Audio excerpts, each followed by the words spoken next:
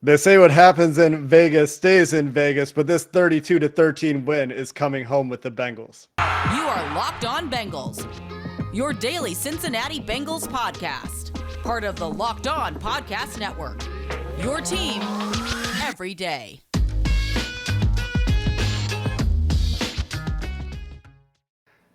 What up, Bengals fans, and welcome to another episode of the Locked On Bengals podcast. The Cincinnati Bengals moved to 6-4 on the season after registering another road win, James Rapien, and it's 32-13 over the Las Vegas Raiders. I'm your host of the Locked On Bengals podcast, Jake Liscow. He's your host of the Locked On Bengals podcast, James Rapien, if he ever sits in his chair.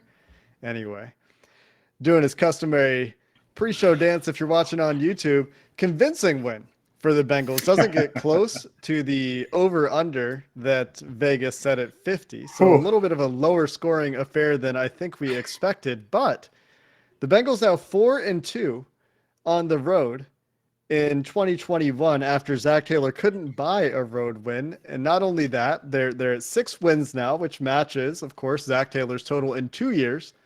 And this time he only needs 10 games. So obviously a much more successful season this year and a very, very big win in the win probability model in the playoff probability model at 538. This win gets the Bengals right back to a coin flip to make the playoffs. Whereas if they lose, it's more like a 25% chance, very uphill battle. So massive win for the Bengals in Vegas.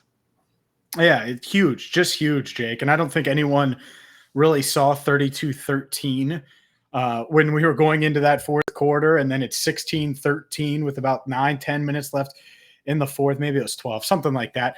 And the Bengals, the offense put it away. But the surprise to me, and it won't shock our listeners, is what the defense did today. And really from the jump, the get-go. Joe Burrow's fumble, that there's a ton of momentum for the Raiders. If they can punch it in, I would have targeted Darren Waller 3 times, by the way, if I was the Raiders, but they didn't hire me to be the offensive coordinator, so it is what it is.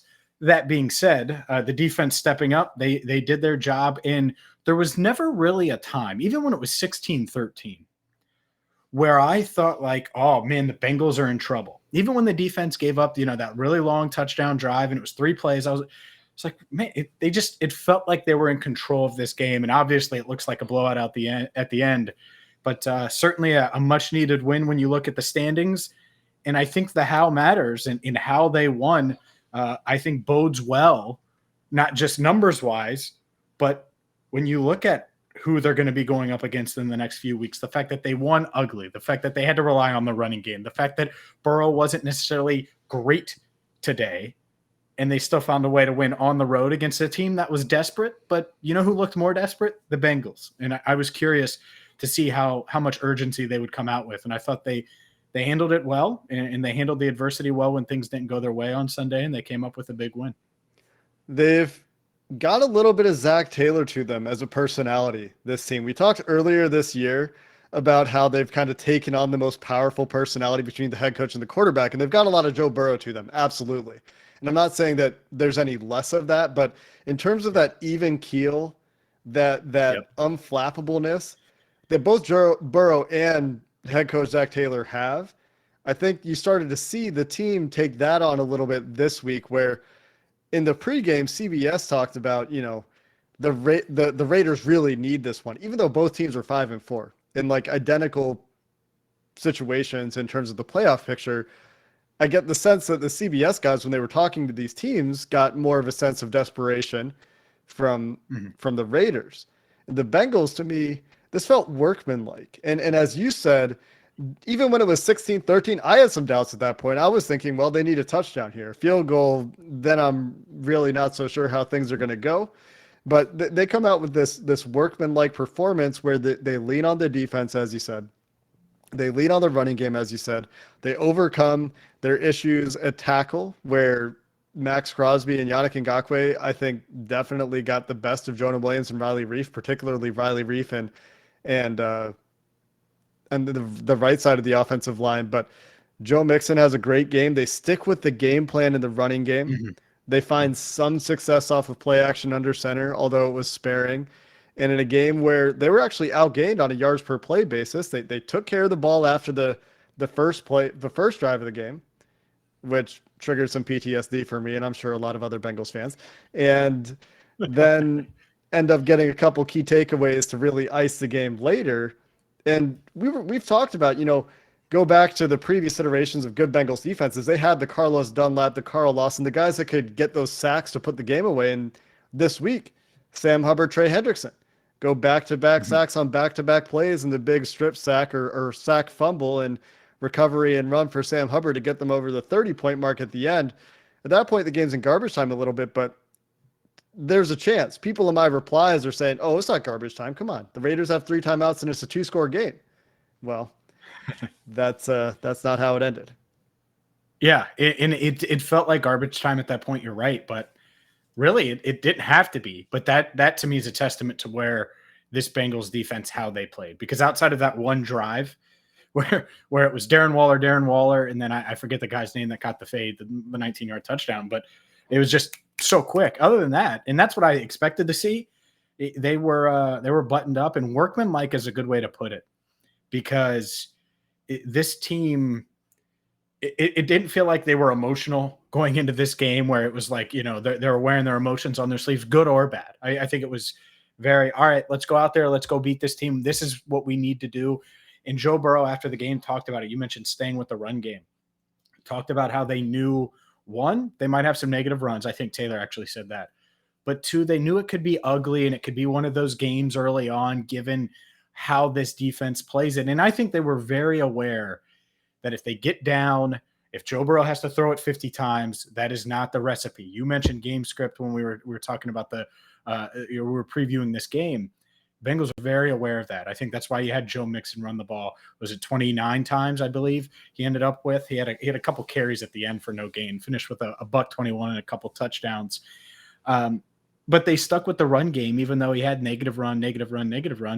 And you look up, Joe Mixon had the 20-yard touchdown run, 11-yard touchdown run, had a 19-yard scamper, had another, I think it was 18-yard run. So he had 4 explosive runs, 11 yards or more.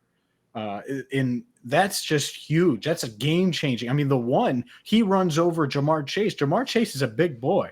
Like, he's a big dude. And Joe Mixon made him look like a little, like Deshaun Jackson size or something when he was blocking out there, and just runs him over. So it was good to see the fact that, and obviously Joe Mixon's the MVP. It was good to see him get off and running and lean on him when they needed him. And another wind back behind Stanley Morgan for a touchdown. And in consecutive games, I think, unless it was a couple weeks ago, was the last time we saw that, but I thought it was against the Browns.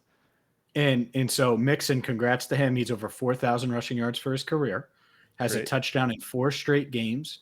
And the CBS broadcast pointed this out, because I'm not going to act like I'm the stat, whatever you want to call him, stat maven or whatever. He's the first Bengals running back since Cedric Benson in 2009 to run for a touchdown in 4 consecutive games. So good for Joe Mixon.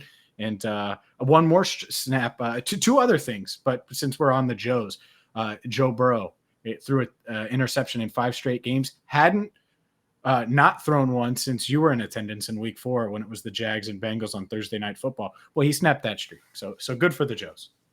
Another unfortunate couple stats for Joe Burrow, not to rain on the parade, because, he wasn't at his best today. Really nice touchdown pass to Jamar Chase that we'll have to talk about. Yep. But the fumble came back, and it's not necessarily all his fault, but he fumbled instead of throwing a pick.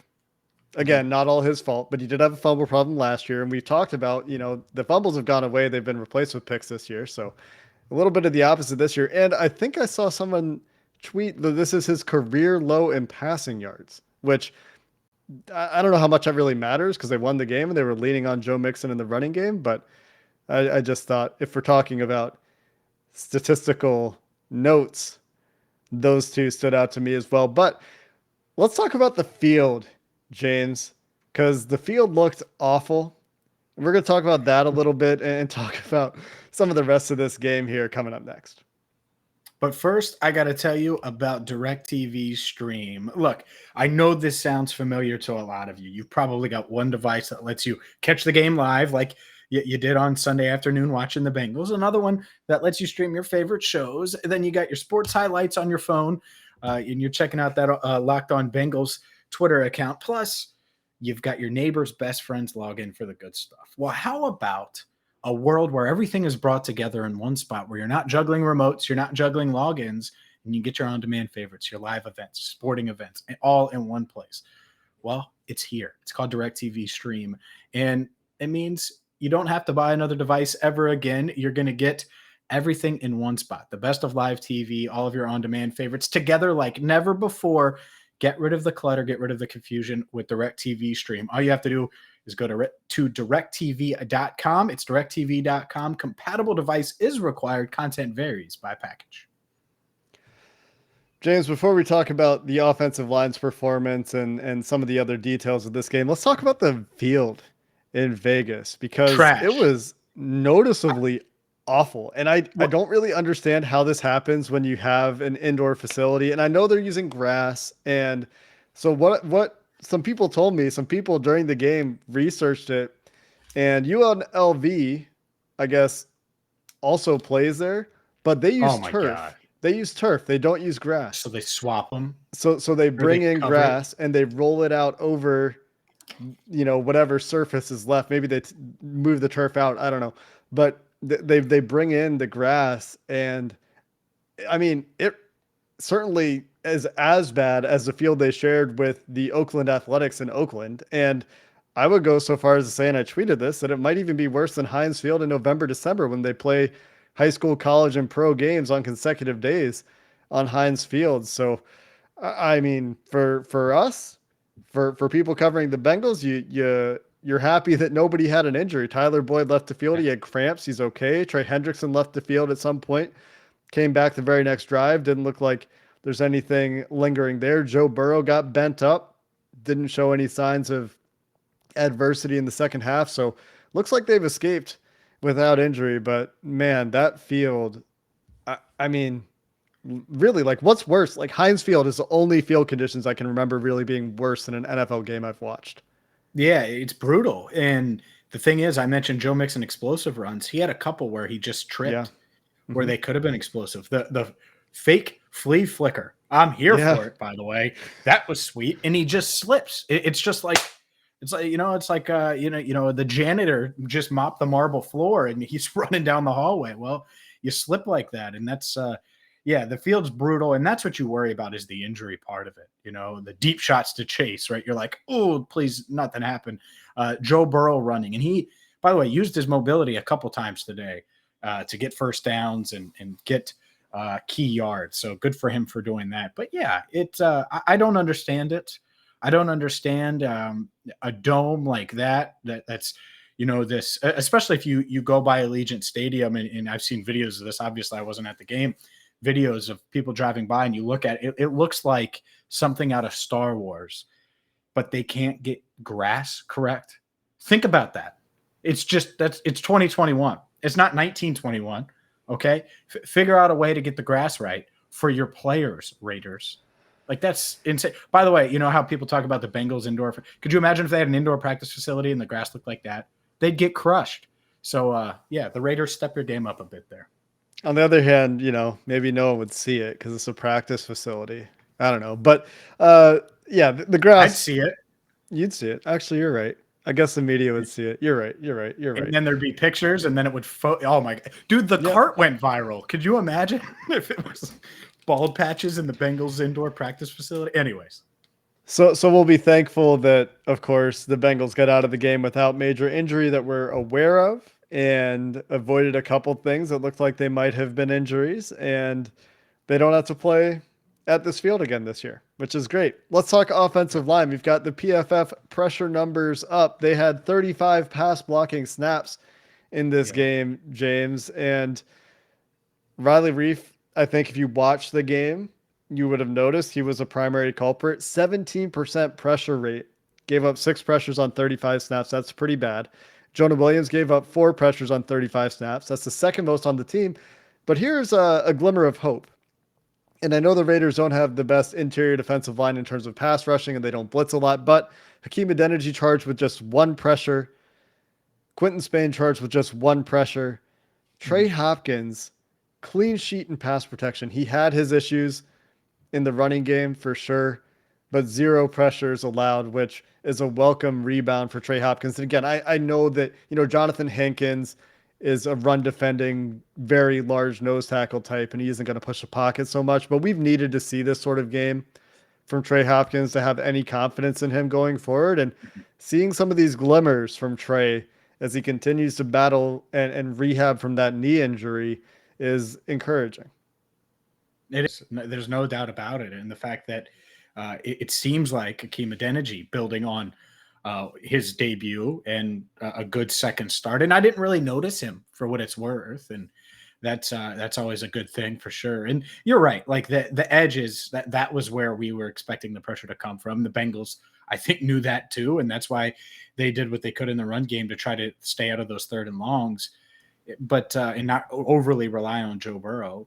But hopefully this is the sign of something more. Trey Hopkins talked about it earlier in the week. It was Wednesday or Thursday about how, he was not satisfied. It was Wednesday because he said he was going to practice later that day, and he did.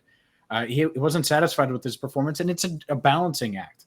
And it's hard for me to hold him to that standard at the same time. If the Bengals want to make the playoffs, they need their center to play better, and he knows that. And hopefully today was the start of that, because if that's the case, right, if Adeniji continues to climb up, and the Bengals really like him. I was talking to someone before the game that was like, yeah, they just really like his attitude, his mindset. We've talked about his feet and everything like that. So hopefully he continues that upward trajectory. And if that happens and Trey continues to move forward and look more and more like Trey, then this offensive line could be all right. Because I'm not really worried about the tackles. That was just a matchup-based thing more than anything, I think.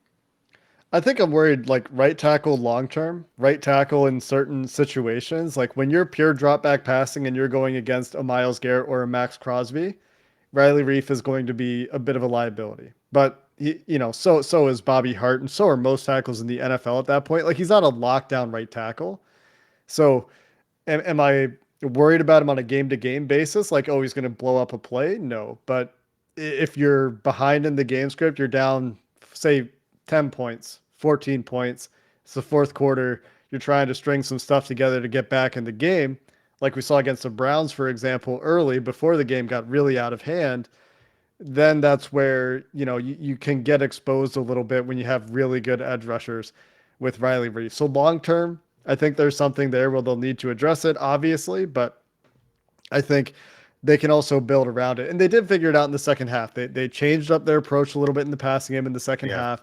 I think they protected better in the second half. And a lot of that's also they ran it better in the second half. Joe Mixon in the first half was just 2.5 yards per carry. And I think I tweeted at halftime that, like, it felt like there was a lot more there, and he was leaving yards on the field and they were leaving yards on the field as a collective rushing unit. Second half, 5.1 yards per carry. And 21% of his runs, according to PFF, went for a first down or a touchdown. So really a tale of two halves, I think, in the trenches a little bit. And the Bengals sort of made some adjustments, and in the 4th quarter in particular, really figured it out and were moving the ball quite well. And I mean, you go in your bag for a fake flea flicker after the play action and under center runs earlier in that drive worked pretty well. You're moving the ball and doing well after a lot of Bengals fans were really upset with play calling early in this game. Yeah, it was. I like that they stayed with the run. I liked, obviously, that they were able to find a way to get it going, because it was such a crucial part of that 12-play drive that chewed up 6 minutes, 6+ minutes when it was 16-13. That was the drive, right? You said it. You were a little concerned, 16-13. Well, they leaned on the run, and heck, they ran it on second, I think a 2nd and goal from the 9, and they run it for 3 yards. And I'm like, seriously? That's what you're gonna do. Like, now you're in 3rd and goal from the 6, and Burrow found Chase, and this team hasn't won much this year without the explosive plays, like the real explosive plays, the deep ball to Chase, the deep ball to Higgins, stuff like that. And so the fact that they were able to do that today is a testament to them, and it shows discipline. And there's another word that I'm searching for here, but I don't know. But I can't think of it. So discipline is the one that I'm going to continue to use, because that's, to me, there could have been some times where Burrow could have forced it into deep downfield. And, there was a couple times where he gave Chase a shot, but it just didn't work. but he didn't. And that's why he didn't have an interception. That streak was broken, and they were able to go downfield and put that to rest, even though my guy, Evan McPherson, I guess we should talk about him next. My guy, Evan McPherson, missed that extra point. So let's talk about my guy, Money McPherson, coming up next right here on Locked On Bengals. But I got to tell you about Built Bar, because Evan McPherson needs a whole box of Built Bars, maybe 54 of them, or 5 sets of that, whatever. The number 5 and 0, because he kicked 4 field goals. He's perfect on field goal attempts, 3 50-plus yarders. That is, it ties a record. And so Built Bars, it's something that can fuel you, whether it's post-game, whether it's post-workout, whether it's midday and you're just recorded Locked On Bengals and you just need a midday snack. It is the number 1 protein bar on the planet. You hear us talk about them all the time. And whether you're traveling for work or you're just trying to get through the day-to-day and you want a healthier option, you could grab a Built Bar. High in protein, low in sugar, low in calories, covered in 100% chocolate, perfect for you. Check them out right now. Built.com. Use promo code LOCK15. You're going to get 15% off your order. Again, use promo code LOCK15 for 15% off at Built.com. It's Thanksgiving week down in the US of A, where I lived for most of my life before coming up to Canada. And you know what that means? It's a lot of football on Thursday, and nothing goes better with football than turkey and, well, betting. BetOnline has you covered for all of your holiday season props, odds, and lines than ever before, and remains your number 1 spot for all the sports action this Thanksgiving. Head over to their new site. We've talked about it before. They've got an updated website, much easier to use. It's a little bit faster. It's nice. Go check it out. And when you sign up today, you'll get a 50% welcome bonus on your first deposit when you use promo code Locked On. And it's not just football. They've got pro basketball, college basketball. Obviously, college football is your Cincinnati Bearcats, if you're a Bearcats fan, are pushing to get into the college football playoff. They've got hockey, boxing, UFC, really anything you could want. So don't wait to take advantage of all their amazing offers. Again, that's BetOnline. Use promo code LOCKEDON for a 50% welcome bonus. BetOnline is the fastest and easiest way to bet on all your favorite sports. All right, James, let's talk kicker. Evan McPherson, massive day, missed extra point aside, 3 50-plus yard field goals. And that's pretty good. When he's in a dome, you feel really comfortable. Clearly, Zach Taylor feels really comfortable trotting Evan McPherson out there in a dome. I think in some outdoor games, maybe you don't see Zach Taylor kick a 54-yard, or maybe you do, depending on the wind conditions. But certainly taking advantage of kicking indoors. I don't know what happened on the extra point, but the guy has a very, very strong leg, obviously. And it was very important for the Bengals early in the game, hitting 3 50-plus yarders instead of punting, where the Raiders had some punts from that area of the field, maybe a few yards further away from the goal line, is a big difference in the game. And when they weren't moving the ball on offense, which took them some time, and it was really a very tight game, because anytime you're just doing field goals with current NFL offenses and the ability to be explosive, as we saw with the Raiders going 75 yards in a minute and a half, the game is not out of reach. But giving you that foundation early, giving you those leads early, put the Bengals in a position where the game script was going their way. And as you mentioned on Twitter, it's good to have that weapon in Evan McPherson. And we're not going to argue about the merits of drafting a kicker in the 5th round. We did that on Twitter plenty. Let's just be thankful for Bengals fans that the Bengals have this guy and he's able to make those kicks in a somewhat reliable fashion. For sure. Very reliable fashion today. Yeah, I mean, the fact that 54-yarder, and that could have been longer. I mean, this kid's going to break the Bengals record of 57 yards. He's going to do it. It's a matter of when, not if, to me. And, if it, like, let's say this game got tight and the Raiders, when it was 22-13, they go down and score, or tie the game. McPherson makes it and they go tie the game and go into overtime. I would trust him kicking a 60-plus yarder in those elements today, because there weren't any, right? There's nothing to deal with. And he was just booming the ball. The ball was just booming off of his leg, or off his foot rather. And so, yeah, he was money. 4 for 4. I know, I get it. He missed that one extra point. It was a judgment, a bad judgment, he lost his focus for a second, whatever it was. But I wish he would have had a chance to get a fourth 50-yarder. That would have been cool to set the record, tied the record, which is awesome. I mean, how many kickers can say that? Randy Bullock. I think Randy Bullock probably had, and I'm kidding because he probably had more than 3, but it took him like 3 years to get 3 50-yard field goals made for the Bengals. And Evan McPherson did it in 1 day. So the kid's special for sure. The big difference is they're not attempting those kicks with Randy Bullock in past years. So having a kicker that they're comfortable with kicking those kinds of field goal attempts is big. Yeah. And I joke the same thing. Like, oh man, if Mixon loses enough yards on this third down play, maybe he'll get another shot at another 50-yarder. And then Mixon gained a yard, and then it was 48. But all he had to do was go backwards 2 yards or get a false start on the field goal. But the Bengals weren't interested in playing those games, and rightfully so. They got to take the points and get out of there. And so they did.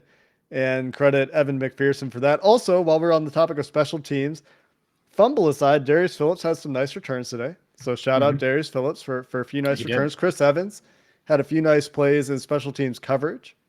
And so despite the injury to Brandon Wilson, who makes a lot of big special teams contributions for this team, I thought it was a pretty good day in special teams overall. But let's talk defense real quick, James, here before we get out of here, because the defense did have a bounce back game despite the linebackers being up and down a little bit. Jermaine Pratt had some missed tackles, had some made tackles. I thought Pratt had a fine game. Logan Wilson, not really playing at the level he was in the first 7. Let's use that number again. First 7 games of the year, gave up a touchdown to Foster Moreau, and tough spot for him for sure, but gave up the touchdown nonetheless.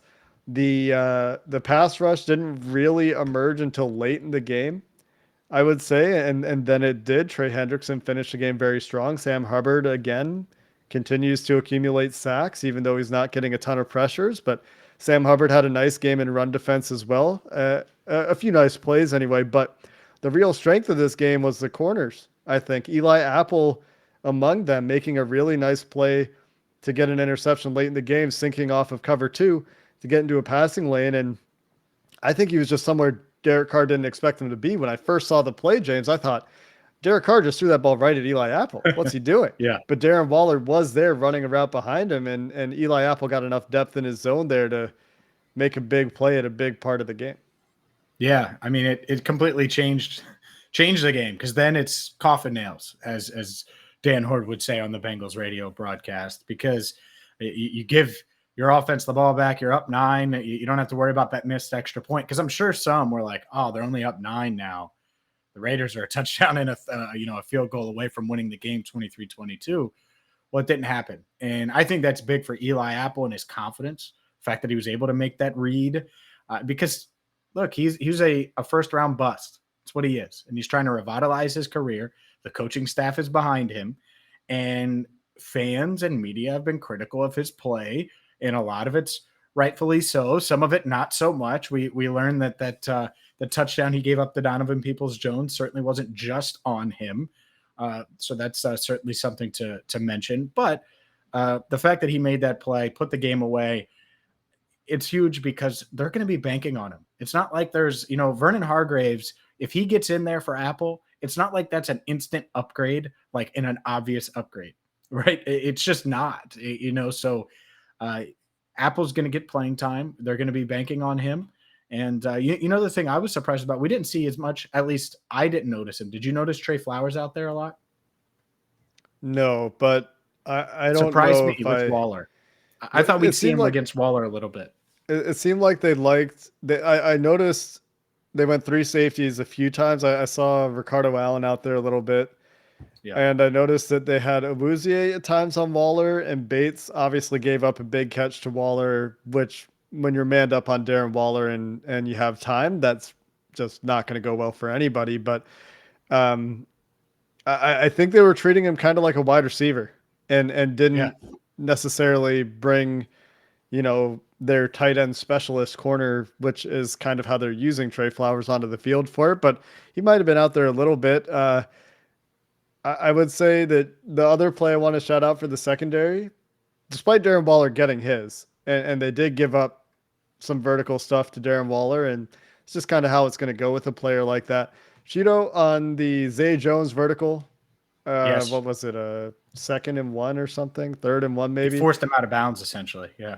Yeah, he did a great job of squeezing the vertical route to the sideline, finding the ball in the air to take away any question of defensive pass interference. Because a lot of times, if you see corners not look up and try to find that ball and continue to run through the wide receiver, that's when you get called for the defensive pass interference. But he did a good job, and they were just hand fighting and did a good job on that play. Overall, just targeted 3 times, gave up 28 yards. And Mike Hilton today, another one. We thought Hunter Renfrow might be a problem. Mike Hilton was only targeted once in this game, according to PFF, and that was a screen that he blew up in the backfield. So, Yeah. great I job don't for know Mike what Hilton the there. hell. Yeah, I don't know what the hell the Raiders are doing. They mentioned Yeah, on I the don't know. broadcast at one point they weren't getting the ball to their receivers at all. Like, how do you not try to get Renfrow? Like, to me, Renfrow would have had probably 8 targets minimum coming into this game, and you trailed the whole game. So what the hell were you doing? Beats me, but that Darren helped the Bengals Waller, out. Darren Waller or bust. Yeah, I don't know that the Raiders had a great plan after the Oh, Bengals made their first adjustment. Like I thought there was one drive in the game where the Raiders got some free yards from scheme. Like they just had numbers advantages in the box. There's a Josh Jacobs run where they ran with seven men on the line of scrimmage against a 6-man box that went for I think Jacobs' biggest run of the game. And earlier in the game, they had a screen and another running play where they just had running or numbers advantages, and they just got some free yards that way. But yeah, don't really know what the Raiders' game plan was. Clearly, not a lot of rapport with Brian Edwards, who I thought might get a little more action. I don't know yeah. if we saw him targeted at all today.